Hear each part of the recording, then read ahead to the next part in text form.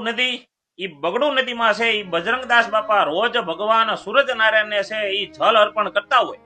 હા, અને નિત્ય કર્મમાં એક દિવસ બગડું નદીમાં છે ઈ બજરંગદાસ બાપા નદીમાં ઉભા રહે અને સૂરજ નારાયણને જલ અર્પણ કરતા હતા. હે સૂરજ નારાયણ, હે આદિત્યાય નમઃ, હે ભાસ્કરાય નમઃ, હે ભાનવે નમઃ, એમ કરતા કરતા ભગવાન સૂરજ નારાયણને જળ અર્પણ કરતા હતા. અને ઈ નદીની ધારામાં એક નાનો એવો વીછી, ઈ વીછી તણાઈને જાતો હતો. એટલે બજરંગદાસ બાપા ઈ વીછીને જોઈ ગયા અને ખોબામાં ઉપાડી અને એને એમ કીધું આ વીછીને કાંઠે મેક દેવું, નકર એ વીછી મરી જાહે. એટલે બજરંગદાસ બાપાએ એ વીછીને ખોબામાં ઉપાડ્યો. પણ બન્યું એવું, જેવો જ ખોબામાં ઉપાડ્યો એટલે વીછીએ ડંખ માર્યો. એટલે વીછી હાથમાંથી પડી ગયો. બાપાએ બીજી વખત વીછીને ઉપાડ્યો, બીજી વખત ડંખ માર્યો, વીછી પડી ગયો.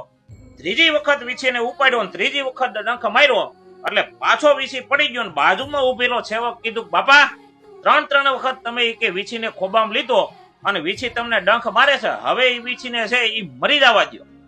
ત્યારે આ ભારત દેશનો, આ સૌરાષ્ટ્રનો સાધુ પુરુષ સાધુડો એમ બોલ્યો હતો, ઈ કે એક નાનો એવો વીછી થઈ અને ઈ પોતાનો ડંખ મારવાનો સ્વભાવ ન ભૂલતો હોય તો હું ભગવાનનો સેવક સાધુ થઈ અને જીવને બચાવવાનો મારો ધર્મ છે એ કઈ રીતે ભૂલી જાવ.